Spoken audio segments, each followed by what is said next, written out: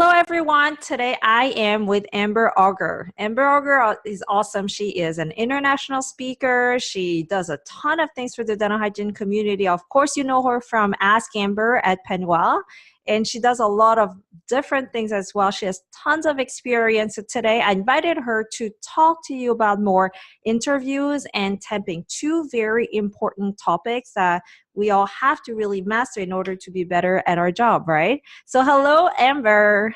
Hi, Claire. Thank you so much for having me. It's an honor to be here today. Well, it's an honor to have you. I know how busy you are between your speaking and everything else you do, right? Well, it's always easy to make time for you, Claire. Yeah. So tell us a little bit more about what you do. Sure. So I am a practicing dental hygienist. I practice at least once a week, if not two or three, depending on the week. Every week looks different. So I do in-office coaching and consulting. I also work with corporate companies to do consulting on a corporate level. That way I can help input what hygienists need, what innovations we need, what new technologies we need, as well as, of course, speaking and writing. So it's a really diverse career, but I'll be completely honest with you, I love it. It's crazy, but I love it. I wouldn't have it any other way. Great. And you also do a lot of clinical work, right? Even though you're busy. I do. I try to be in office at minimum. Usually it's Mondays, every Monday. It's a 12-hour day. So it's a busy day. But usually I do 2 12s a week. Great. Well, I'm very impressed of how you keep it balanced between what you have to do with your speaking and your own business, and also how you balance it with clinical work, and you keep getting yourself educated. So the first here, I would love to just talk about interview. I don't know when you graduated, but let's go back to that time frame and think about what was your first interview and how long was it? How did you feel about it? That's a great question. So I actually remember it extremely in detail. So I love it. I love details, right? So I graduated from the University of New Haven in 2010. And the way that our curriculum was working is we graduated in May with our associates, and then we could practice hygiene and finish up our bachelor's rather. Okay. So my first interview was with an office that was right close to the school. It was about 10 minutes from my apartment, that I lived in at the time. And I had 5 other classmates who were interviewing for the same exact position. So it came down to, we all had the same experience, which was essentially none as a hygienist. Cool. So you really had to sell yourself. So thankfully for me, I had assisted in hygiene before dental hygiene school. And that assisting experience helped me. And I was a floater. It wasn't that I was chairside helping with restorations. It was that I was in sterilization, answering phones, working with patients.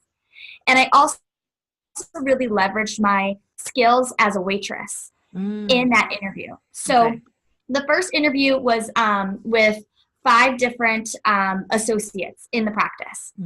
So I had to go through 2 different rounds of interviewing. So the first day I met with one of the founders of the practice, and he asked me, why dental hygiene?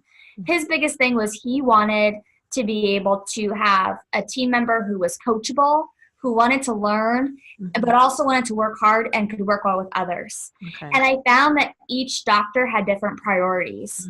So it's important to make sure that, when you're interviewing, you're listening really well so you can identify what their priorities are and determine if you're a good fit for them as well.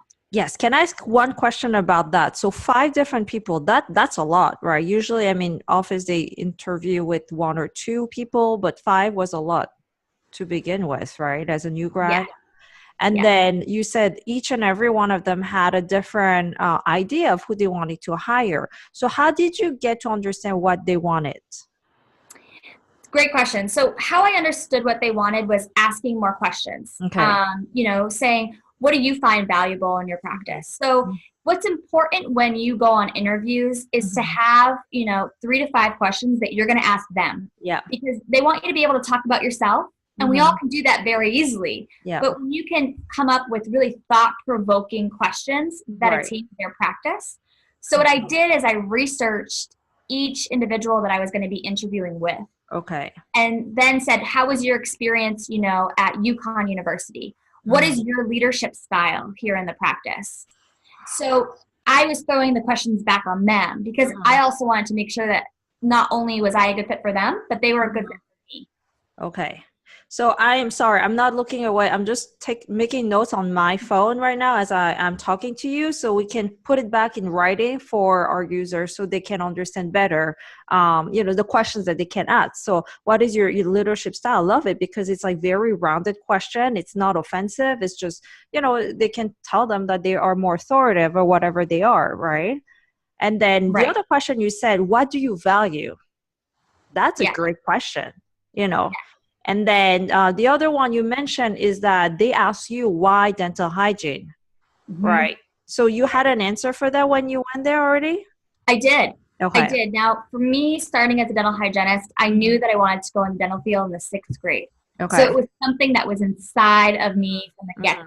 And I love teeth and I wanted to be able to serve. So they were really looking for clinicians who aren't going to come in, and every single practice is looking for this. They don't want people who are going to come in, clock out, and who could care less about the patient and about their business. Because at the end of the day, as hygienists, we're actually stakeholders in the practice. Right. If you think of it that way, we are invested in the success. If we're successful as hygienists, the whole practice is going to be successful.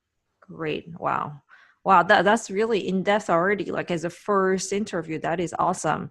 Now, so you did 2 days of interview with 5 different people. I did. And then tell us what happened afterwards. Yeah. So how it worked is I met with 2 doctors first, one-on-one. And those 2 doctors had to approve me to get to the second round. And then I met with all 5 of them together. So after that, they said, we'll let you know how it goes. And of course, I was like, oh, so nervous. I don't know how I did. Was my outfit okay? And I actually had gotten the interview because I had printed out resumes on nice resume paper, dressed in a suit, and went door to door. Walked in, say, hi, can I speak to the office manager? Shook their hand and said, hi, my name is Amber Auger. I'm a recent graduate. I live in your area. If you need any help with temping or if you have a part-time, full-time position, I'm open to whatever, as I'm looking to get experience as a new graduate. And would hand them my resume. I have this big smile because I'm just amazed what, like, the hustle you had. Yes, I grew up with a single mom. We grew up in Maine, so we know how to hustle. That is not something that I don't know how to do. Amazing. I love this message right now. Okay, so you went door to door until you found some people, offices who were willing to interview you. Yes. Yes. Okay. And then after I went through those 2 rounds of interviewing with the practice that I ended up getting the position with, my professor who had recommended me called them and said, what really put her above any other candidate? And that's something at that point in my career, it was a new career. I really didn't know. I didn't know to ask that question. And I use that question all the time, whether you get the job or you don't get the job. It's good to ask that question of, do you mind telling me, why I didn't make the cut or why another candidate was chosen so I can improve my skills? Be open to that. So what they had found is that they saw that I was willing to connect with everyone, how I looked people in the eye, how I had a vision of how I wanted to practice, and how I remained flexible. Oh, wow.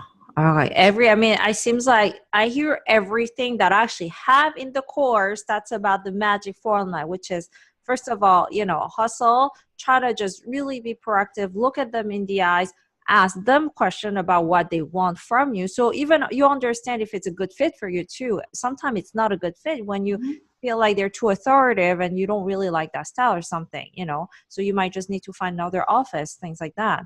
So, okay. Sorry, I cut you there. So let's continue. After that, did you get a phone call? How did it work? So after that, I ended up getting a phone call followed up with an email. And they offered me the position all in writing. And it was a great office like that. Not every office does offer the position in writing, but I highly recommend it because when you get things in writing, you can make sure that the expectations from both you as the employee and them as the employer are met. Okay. So And that's in how I found it. writing, are you talking about an email that says, "Hey, Amber, you are, our new hygienist. Now this is the salary expectation. Those are, things like that." Is that what you're talking about? Or is it more like a printed format when it sees like more formal language with legal terms? So in this specific case, it was more formal language with legal terms and a contract for me to sign. Mm-hmm. Hmm. Okay. But anyhow, I guess if you get to that point of being hired, we should ask them, can I see, the paperwork, so I make sure that, I sign everything and that I understand the terms. It's really important just to see between the lines and every single line as well of those terms. Yes, it's Yeah. essential because there's Mhm. also been positions that I almost left a position that I was employed in with for Mhm. because I thought the position was better. Okay. And once I had it all in writing, I realized that what they had verbally promised did not Right. match what was on the paper. Yes. Yes. We need to make sure what we said verbally during the interview or shaking hands is matching the paperwork. And it's the same for everyone. Even my sister, she's a dentist. Back, when she graduated school, she interviewed a lot. And all of our friends who are dentists was advising her to make sure she sees the paperwork just to make sure that everything is there. Any terms has been twisted or something like that. Right, right. Okay, great, great. Wow, I love it. Okay, so what I really, really see here is that your professor also helped. Did you ask for your professor to make that call? Did you ask for that reference in advance? I did ask for the reference in advance. Okay, so anyone who's graduating, who just graduated, or even you graduated 10 years ago, it's okay. Your professor are awesome references because they are professors. Everybody loves faculty members, right? It's better than a friend who is a dental hygienist. A faculty member is always trusted. Right. Right. Okay. And don't be afraid to ask. Were you afraid to ask your faculty to do that?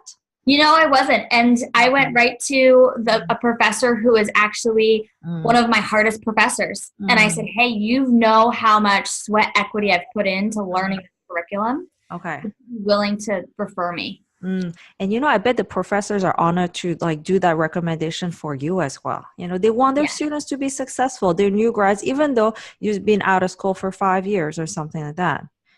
Yes. Ah, awesome. Can I ask one more question about that specific interview, that waitressing? Because, sometimes we don't have a lot of experience, and maybe we even have one or two dental hygiene job experience. We don't have a lot. In that case, you said you leverage your waitressing experience. Can you tell us how you did that? Yeah, of course. So with waitressing, what happens with waitressing is you really are there and you're reading body language. You're trying to determine that Mm, customers' every need before they have it. mm, That's how you make great money as a waitress. That's why I'm filling up waters before they may mhm, have a third of their glass left, but I'm filling that water up because mm, it's a part of customer service. mhm, So through waitressing, I was able to read clientele better. I was able to work with my patients better, reading mhm, their body language, seeing if they were uncomfortable. mhm, And being patient centric like that and customer focused mhm, is a huge win-win. So whether mhm, you're in retail, whether worked a summer job scooping ice cream or mhm, something that you don't think is huge, mhm, it actually can be because it's taught mhm. you customer service, time management, and how to work under stress. Okay, okay. And I think that's really important. So, when you write your resume, a lot of people ask me, hey, should I write my other experiences because I don't have a lot going on in dental hygiene? And I say, yes, if it's relevant, how you can sell yourself about customer service, or how to just be social, with people. You just put it there. And waitressing, I think, is a perfect example, even if it's just washing cars or giving someone like you said in the summer, a tour of the city or whatever. Even if you were paid $10 an hour, that is working with people. In dental hygiene, we work with people every single day, right? Right, Yeah. right. And Oh. maybe you're trying to get into pediatrics. So what I Mhm. would do is I would custom tailor my experience on my resume based on the job. So Yes. let's say you're trying to get a pediatric job. The fact Hmm. that you nanny or that you've Yeah. babysat multiple families is Hmm. huge. So you could Yes. put them, you could call them and say, hey, do you mind if I, use you as a reference so you can Hmm. show that I'm great with kids? Hmm. Tailoring your resume is important. So making sure your cover letter and your resume match the Hmm. job Yeah. and the highlights your strengths for that specific position is so important. Mm-hmm. That is so true. And, in the interview, of course, I mean, some of the things that I have is you make kind of a canned response, but you have to investigate the office. And let's say they are into pediatrics or they have a more geriatric population. You have to tailor your answers towards that, saying, hey, I work a lot with my grandma because, she lacked dexterity. I recommend her this toothbrush or things like that. Right. So right. you're saying we have to tailor it. And yes, I love that. Wow. So, I mean, I would love to hire Amber, if I were the office manager, the dentist. I mean, I would love to. Now, from there, did you have more experience interviewing? Did you apply for other offices? So, Claire, my first 2 years of being a hygienist, I worked in over 8 offices. So what I was doing as a new grad is saying yes to little positions. So I took a lot of part-time positions, one day here, one day there. And I loved it because I got so much different experience. Mm-hmm. I find that the biggest thing is that people, again, want to hire people who are invested in the success of the practice. So even as a new grad, I was helping with Instagram, with social media. And let me tell you, there's so many ways that you can get involved as a new grad, especially as a millennial. Social better than most do. So little things like Facebook posts or posting on my Instagram or helping managing, an office account made a huge difference even back then. And back then it was mostly Facebook. Yes. And now Instagram is huge. It has shifted. However, for businesses, Facebook is still very prominent. And I appreciate you gave that tip. So if you are, somehow social media savvy, maybe in your interview or your resume, if you can say, hey, I can help you with your social media, I mean, who's going to say no? Everybody wants to have a social media presence. They don't know how to do it. If you say, I can help you with that, that really puts you above other candidates. Right. Mm-hmm. Right. Wow, you were really proactive. So, okay, you worked 8 different offices. Did you interview for all of them?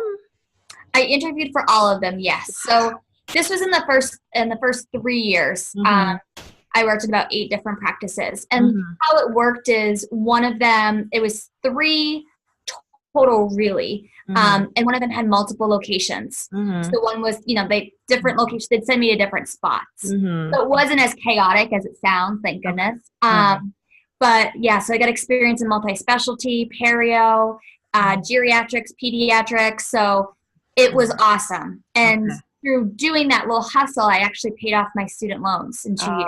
I love to hear that. Yeah. That's what it takes, in the beginning. Don't be afraid to also ask for a good salary as well. Don't take the first offer they give you. And negotiate it by showing your skills, such as social media, such as, your experience with children, customer service. Right. And you are very right that offices is it's the baby. I'm saying it's the owner's baby. So you have to respect that as well, understand how much work they have put into that. Just like we do our hygiene work, we want others to appreciate it. We need to that same mentality when we go to an interview or trying to get that job, to make sure that the owner understands that we respect them and what they have built. Yes. Yes. Because again, we're going to be an extension of their brand. Yes. And most of these dentists have, hundreds of thousands of dollars in loans. Another thing that I will say is that you never know where the opportunity is going to bring you. So I had an opportunity to work throughout the summer in Maine when I graduated from hygiene school. And I didn't want to take it, to be honest with you, because it was an assisting job. I had been offered a different hygiene job that fell through. And they said, well, we really need an assistant here at this pediatric office. Will you come in? And I had known a hygienist that worked there. Long story short, I went in, I assisted for my first time ever on a pediatric patient, and I suctioned the doctor's glove with the high-speed suction in the morning. The afternoon, I got his hair. I was like, I'm so sorry, doctor. I'm clearly not made to be an assistant. And he was like, it's okay. Like, I'm going to help teach you. Well, lo and behold, that practice actually had hygienists who wanted to take, vacations throughout the summer. So Uh-huh. I ended up working there mainly as an assistant throughout the summer, but I also Uh-huh. got hygiene hours. Oh, wow. And at the end of that summer, that doctor sat me in the office. Uh-huh. He said, I know you're going back to school in Connecticut. Let me Uh-huh. try to help you find a position your last semester in school. And that position, he connected me with a doctor named Dr. Tony Lepore, who's in Mm-hmm. Connecticut. Mm-hmm. And this is a pediatric doctor. And I went in and I met with them, and they had me in as a temp at first. Mm-hmm. And I said yes. And keep in mind, I was driving an hour one way to do a half Mm-hmm. a day to temp. Wow. But I knew that Wow. any experience is experience. Uh-huh. Okay. 1 year after they offered me a half a day in the afternoon on Monday. So I would Mm-hmm. drive again Mm-hmm. 2 hours for 4 hours of work. And that turned into a full-time position that I had for 2 years and that I loved. And those doctors taught me everything I know about pediatrics, everything I know about great leadership skills, and they hired me full-time. And had I not taken the opportunity of, it would have been so easy for me to say, you know what, an hour's too far, I don't want Right. to do that, blah, blah, blah. But I said yes to an opportunity that turned into way more than I Okay. thought it could. Right. And I think what you saw here is also the personality of the dentist. You kind of trusted him because he was a nice person. You could Right. see that. And then you thought maybe his friends are also great people. So I would love to work for them as well. Yes. So you Yes. are reading what I really want to say here is that you are reading the other side as well, the employer, to understand if it's a good fit for you. And then when you felt that it was right, you still went ahead, even though it was a lot of work for you. And then you were Yes. very happy there. Yes, Wow. absolutely. And, I think what I hear also is that interviewing is not just about getting the questions and answering them. It is this whole process of reading the doctor's language, not verbal language, but body language, how he reacted to things. Those are all in the process of evaluating if you guys are a good fit. Absolutely. Absolutely. And, oftentimes practices would ask, hey, before we offer you a position, would you mind coming in and we can see how you fit and work with our patients and our team to make sure it's a good fit for you too. And let me tell you, you'll get peace of mind right away. I know even when I temp the first 3 patients, if I'm going to like it or if it's not a good fit for me. All right. So we're going to definitely talk about Tampa because you have so much experience in that. So we're going to get back to that soon. But before we go there, are there any red flags? When you go interview in an office, are there red flags that makes you scream, okay, I need to get out of this office? Well, I will say this. I've been in offices where the wife is the office manager or the spouse is the office manager of the practice owner. Yeah. And that's something to take into consideration. I've seen it work really healthily and it's not an issue, and I've seen it work horribly. So, determine who the, leader is, what the protocols are. Red flags, look at the charts. Ask if you can see, how the patient flow is. Are they taking films way too often? Or is there a secure protocol? Is infection control out the window? Go ahead and look for things that you will say, this is really not safe. Okay. But also keep in mind that no office is perfect. Right. You're right. So I've seen things, in an interview where I say, okay, I'm realizing that not everybody is periodontally charted once a year. Is there a protocol for that? And the office manager says, oh, you know what? I had no idea that actually needed to happen. Can you help us implement one if we hire you? Sure. No problem. I would love to help you figure out the software that works best for that and how to integrate it. So you can make it a conversation if you do see a red flag. Some red flags that I would say run for the hills is I would Google your doctor. See if the board has recorded them for any, reported them from anything. Okay. So you can submit a complaint. Maybe that doctor, has a malpractice suit. Okay. There was one interview that I went in and the doctor had numerous sexual assault cases against me. So after reading that, I said, okay, is this kind of the culture I want to walk into? Right. So you can go ahead and you can look for the red flags. They're there. You just have to be present and kind of open your eyes. Okay. All right. So that chart, for example, in an interview, can we ask for that?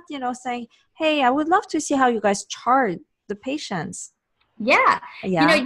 You can say that. And again, that's something where you can really see it when you do a Mhm. day interview. When you do that working interview, you can see that. And keep in mind, you should be getting paid for your working interview because you Okay. are providing a service. Right. So right now we're talking about work and interview, which is different from than just sitting across the table and talking about, you know, different things, what you did at school and things like that. So, but even if it is like, you know, face-to-face interview, maybe as someone who is being interviewed, we can ask, is that okay if I just have a quick look at one of your charts? You know, what software do you use? Be a little bit more detailed about the answers you need to get to understand their practice, not just telling them about your life story and your awesome dental hygiene stories. You know, Right. really investigate them on the spot as well without, you know, making them feel like you are investigating. But I Right. think it will go well because they feel like you're committed as well to understanding the system, the protocols. And then if they don't, this is a great way, just like you did, saying, I noticed you don't have this. Can I help you implement this new system? Or you Right. know, this charting, I can do a better, thorough job than what has been done before. So investigate there when you interview. Don't be afraid to ask questions, I think. Right. Right. Oh, And I you love can ask, can I see what the schedule looks like for the next couple of days to get an idea of the office flow? it. And you can see how many hygienists are working per day, Mm-hmm. and then ask questions based on that. Yeah. If there's 4 hygienists, Yeah. ask the doctor how he stays on time for checks. Yeah. If Okay. he, ask how the time management works. Ask Mm-hmm. if you're in charge. If you have 45 minutes, does that mean that you have to do a full mouth series, periodontal Mm-hmm. charting, and book your next appointment in those And radiograph. right? So they really ask questions that are going to be on Okay. your everyday. You have to think about your everyday life Mm-hmm. and what may be a problem for you moving Okay. forward. So much. I'm learning so much from you as well. My. Oh, All right. So, you know, fast forward, you did those 8 jobs and then the 2 years but in Connecticut, you also started your MPH, right? so I actually moved from Connecticut to Boston. And Okay. when I moved from Connecticut to Boston, I started working for, I took a job on a maternity leave. Mm-hmm. And I was promised 90 days full time and then 1 day a week after that. So I took a huge leap of faith. Mm-hmm. And during that time, I said, you know what? This is a time for me to figure out what my goals are. The past 2 years, all I've really done is work hard. Yeah. And I haven't really had a reset since hygiene school. Where do I want to take my career? Mm-hmm. And that's when I decided to go back to school for my master's in public health. Right, right. I love it. I mean, you really work hard. You paid off your loan, and then you took a breath. And Yep. you know, this master, I mean, obviously it's a great step. I'm sure it took you many different places. The awesome career you have right now as an international speaker, writer, you know, you do so much, you know, as someone who's very young, I would say. So, you know, you're actually an Thank inspiration you. to Yes. all Yes. of us and all of our new students. I mean, new grads actually out there.